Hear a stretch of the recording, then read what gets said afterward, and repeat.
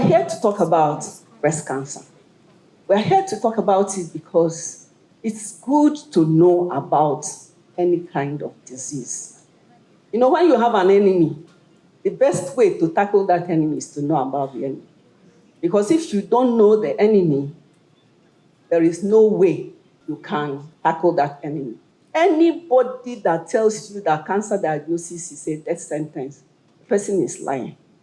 Unfortunately, here, because women come late, they come late at the time the management becomes more complicated.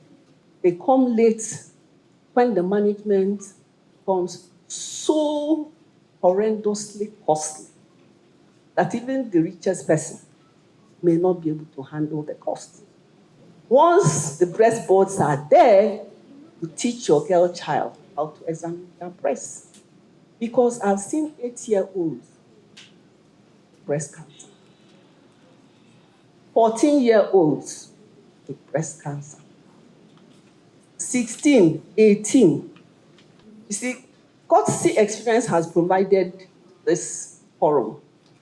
You seated here today, whatever you learn, you become a change agent. You should be dedicated to pass it on to the other. We call it each one touch one, the power of one. When one person learns, that one person has the onus to transfer that information to the other, to the other, to the other.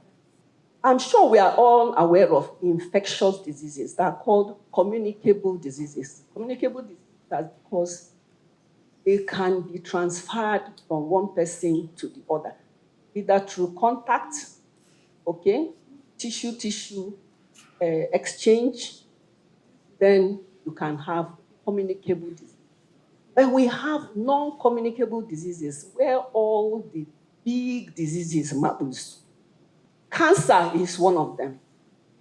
Yet when somebody goes to the hospital and they receive a diagnosis of hypertension, they won't go to their pastor for prayers. And nobody will come to pay them condolence visits. But when somebody receives a diagnosis of cancer and hear it, whilst you're still alive, they start coming for condolence. It's a very wrong attitude. And that attitude is because the narrative has been, as soon as a cancer diagnosis is given, the next thing you hear, the person is dying or the person is dead. Why? Because the person came late. That's just the only reason. Our main focus is to catch this disease early. Non-communicable diseases, roughly 2 out of every 3 deaths on the planet due to non-communicable diseases. I'm sure you've heard of all of them. Diabetes, stroke incidents, hypertension, cardiac incidents.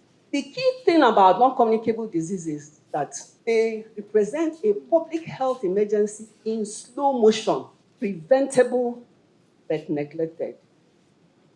So you see, when we're talking about lifestyle modification, where you take charge, this is now primary prevention of this disease. You have to be committed to be eating right. You have to be committed to avoid alcohol. You have to be committed to avoid smoking.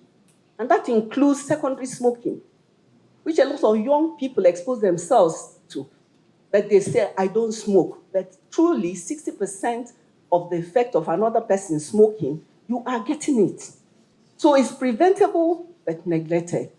Sedentary lifestyle, sitting down disease.